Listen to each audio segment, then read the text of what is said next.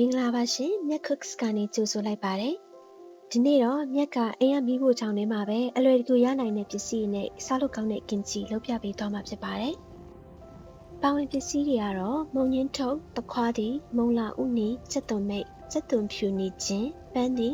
ရုပ်သီးရောင်တင်မုံစံမုံငံပြားရည်စားနဲ့တကြားတို့ဖြစ်ပါတယ်ရှင်ကင်ချီလုပ်တိုင်းအမြဲသုံးဖြူဖြစ်တဲ့ရုပ်သီးရောင်တင်မုံလေးကိုလည်းတစ်ခါတည်းပြလိုက်ပါတယ်ရှင်ပထမဆုံးရေးစည်းထားတဲ့မုံညင်းထုတ်တွေကို၄ပိုင်းခွဲပါမယ်။ကျမရဲ့မုံညင်းထုတ်ထဲမှာတော့ပိုးအနှဲငယ်ပါတဲ့အတွက်ပိုးပါတဲ့အပိုင်းလေးတွေကိုဖယ်ထုတ်လိုက်ပါတယ်။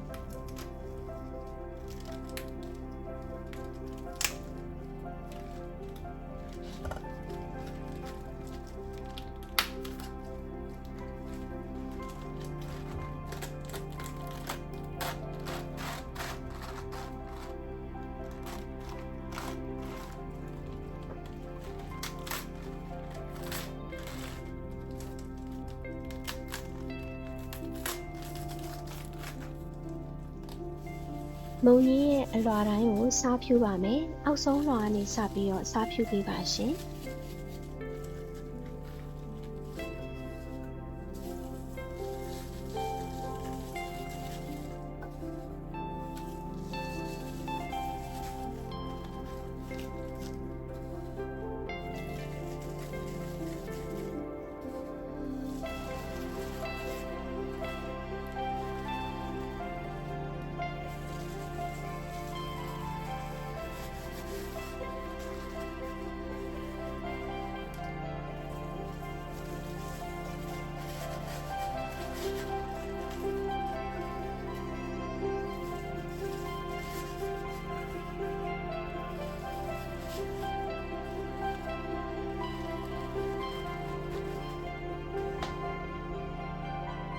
စားဖြူထားတဲ့မုံညင်းရွက်တွေကိုအလေးချိန်ပါတဲ့အဖုံးလေးဖုံးပြီးတဲ့အခါနိုင်ဝက်လောက်ထားပေးပါမယ်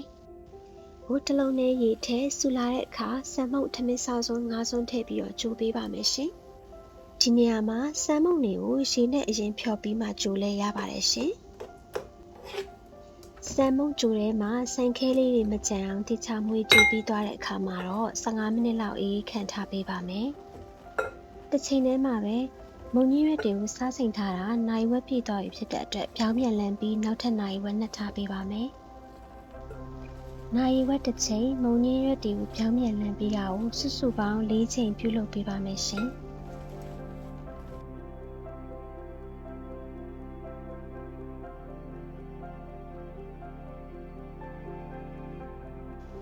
ငရုတ်နှစ်ဆက်ဖို့အတွက်ချင်းစက်သွန်ဖြူစက်သွန်နီနဲ့ပန်းသီးတစ်ချမ်းကိုကျိတ်ဆက်ထဲမှာထည့်ပြီးတော့ကျိတ်ပါမယ်။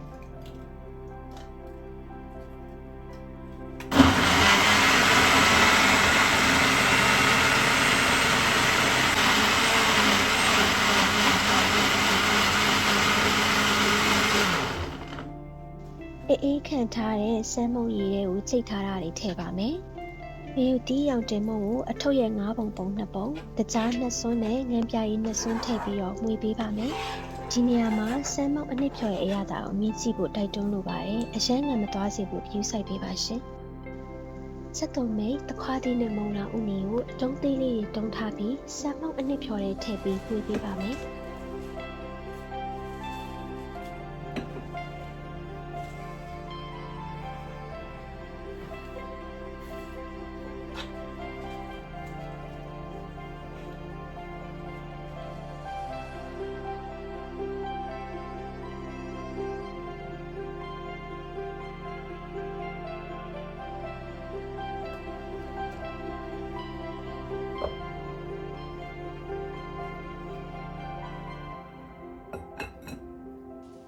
မုံကြီးရွက်တွေကိုနိုင်ဝက်တစ်ချိန်ပြောင်းပြန်လန်းတာ၄ကြော်လောက်ပြီးသွားတဲ့အခါမှာတော့ရေဆေးပေးပါမယ်။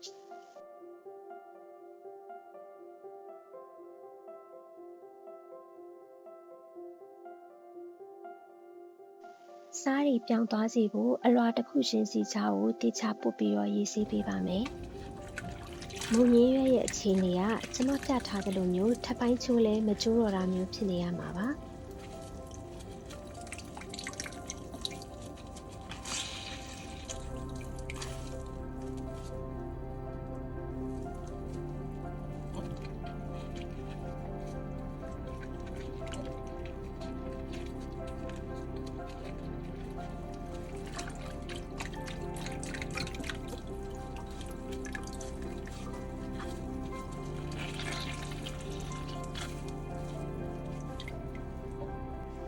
စားတွေပြောင်းသွားသည့်အထိရေနဲ့ငါးထပ်လောက်ဆေးပေးရပါတယ်။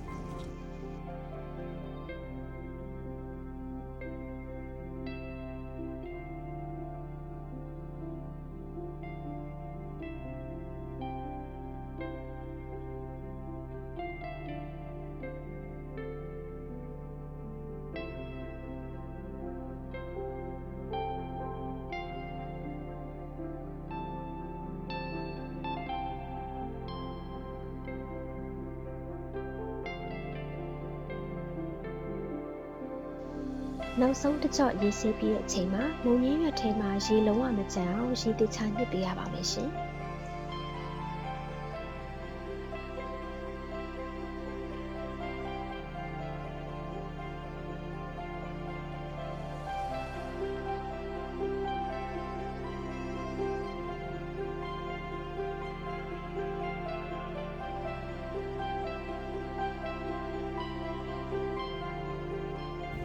ရေုံနှစ်ဖြုံမုံညင်းတစ်စိတ်ချင်းစီရဲ့တလွာချင်းစီရဲ့ကိုလိုက်သိပ်ပြီးသွားတဲ့အခါမှာတော့စတင်ပြီးတော့စားလို့ရနေတဲ့ fresh kimchi လေးရပါပြီရှင်။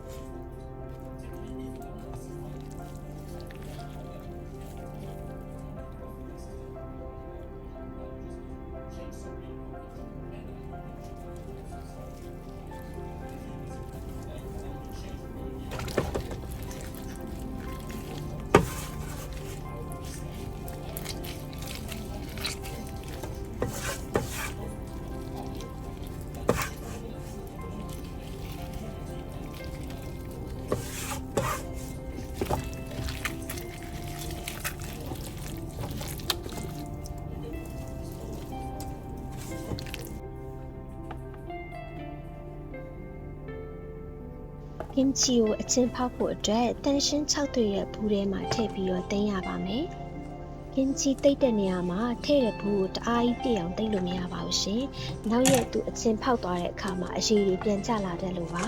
။အချင်းဖောက်တဲ့နေရာမှာလေလုံစေဖို့နဲ့အချီထွက်ချမသွားစေဖို့အတွက်ပလတ်စတစ်အကြီးပါလေးအုပ်အဖုံးထပ်အုပ်ပြီးတော့ပုံမှန်အခန်းပူချိန်မှာပဲ2ရက်လောက်တင်းထားပြရပါမယ်။